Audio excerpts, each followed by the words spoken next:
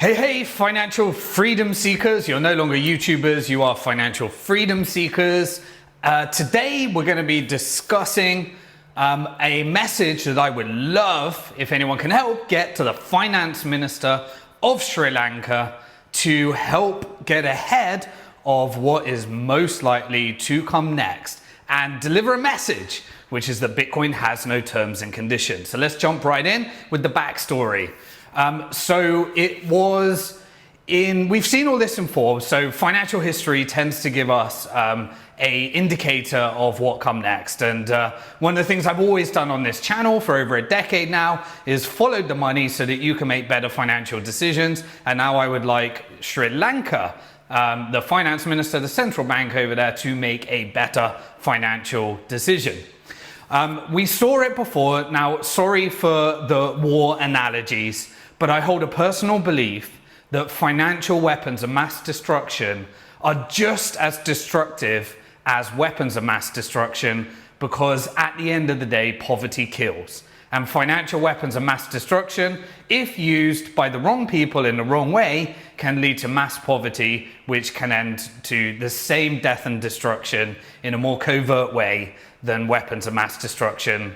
And so therefore, I would like to educate individuals, companies, and countries how to use financial weapons of mass destruction as a force for good rather than a force for bad. That is my main thing here. It was financial weapons of mass destruction that were injected into a tiny little island called Iceland that had a population. Last time I went there, I had set up a Bitcoin mining rig in Iceland in about 2013.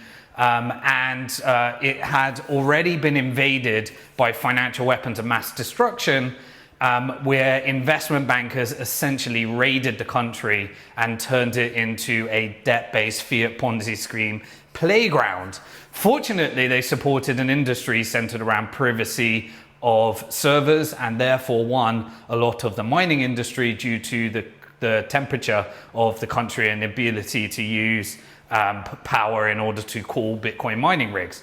But anyway, I digress. In 2007, the subprime financial crisis in the US led to exposing the financial system. And I'm just checking that my mic is all working. Good, because I was getting some messages. Exposed the financial system, and we're told that the financial crisis was caused by the subprime.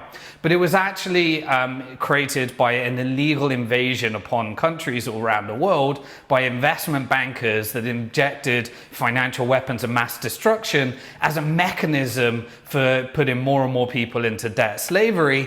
And the subprime mortgage was just simply a derivative of the product, whereby it was getting the poorest in the world that couldn't afford mortgages to be able to take on mortgages so that the retail banks could sell them, get a commission, give it to the investment banks. The investment banks then could package them up into a product and they could sell them to your pension. So in the end, you were the ones that caused this without knowing it, because there's no transparency in the financial system, and your pension was investing in these financial weapons of mass destruction.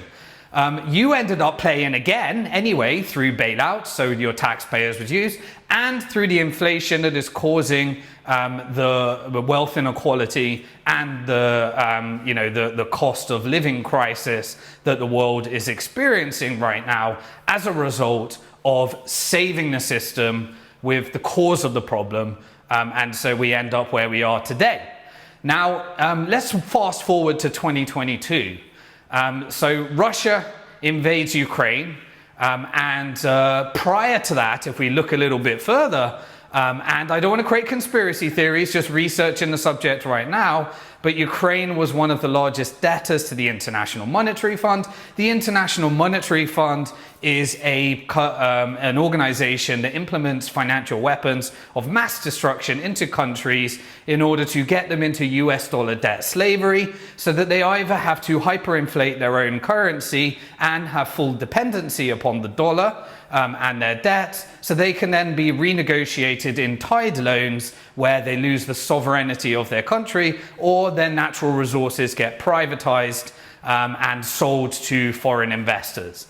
And so prior to the Russian invasion, the International Monetary Fund allegedly may or may not have, as I said, I haven't deeply researched the flow of money right now, something I'm investigating, leads to potential military bases if the US and NATO is like any other country as a result of these International Monetary Fund loans and financial weapons of mass destruction on the border of Russia, that then leads to whatever we are believed to be about Putin's story or NATO's story, and we're all given one side of the story and given the story that Russia and Putin is evil, which he may be. War is never good. Putting financial weapons of mass destruction and weapons of mass destruction leads to the death and destruction, and unfortunately karma is a bitch, and it tends to, what goes around comes around.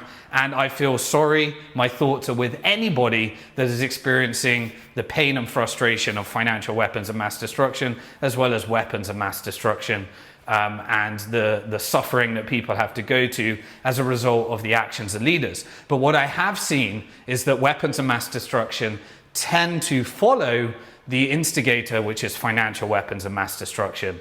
Look at the beneficiaries of any forms of war. It's oil companies, it's banks that are going to fund the restructuring of it, it's sovereign restructuring, and of course defense companies that are looking to increase their sales targets. And so these are all, follow the money. Financial weapons of mass destruction tend to lead to weapons of mass destruction. Anywho, back to Sri Lanka. So if you look at the history, so Iceland was financial weapons of mass destruction. The subprime crisis was the story that we were told, which was a symptom of the financial weapons of mass destruction.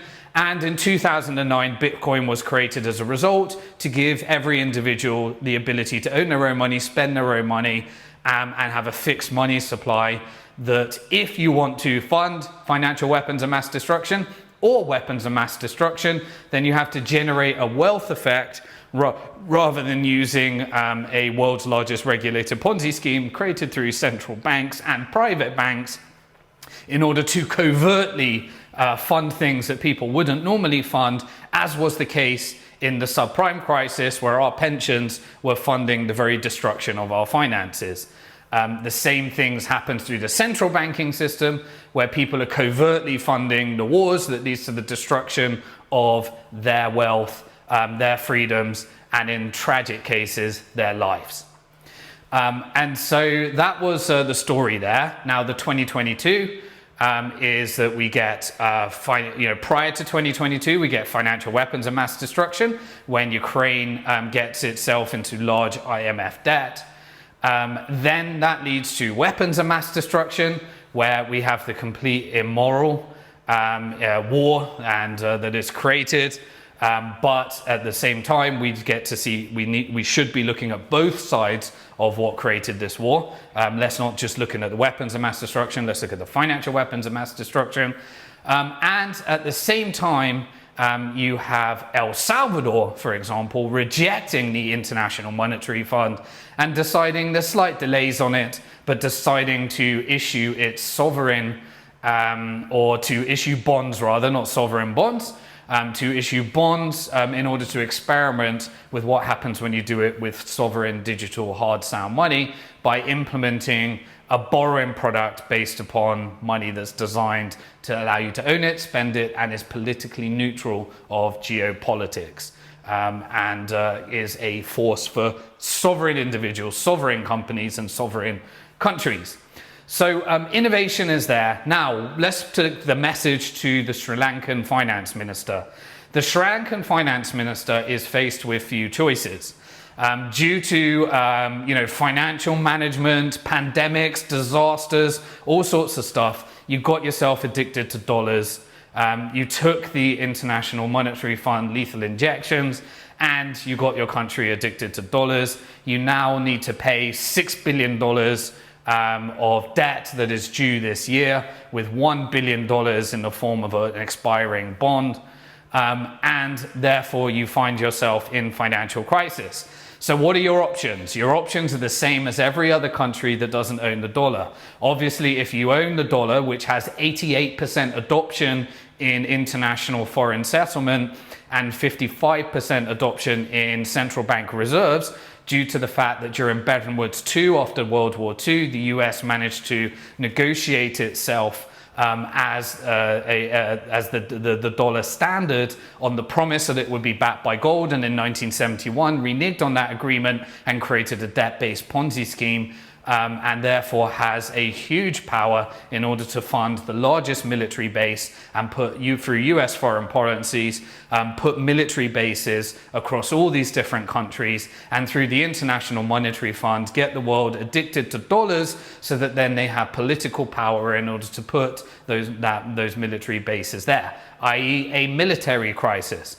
So what are your options? Your options are to pay it with your local currency, which leads to hyperinflation, as we have seen in many countries. We are experiencing countries like Turkey, on the extreme Venezuela, Argentina, and Lithuania, and many other countries that are experiencing it right now because they decide to try and fund it through the printing of their own currency. It doesn't have the same power as the dollar in terms of international demand, and therefore it leads to the complete destruction and poverty of your country, and therefore you need to turn to foreign currencies.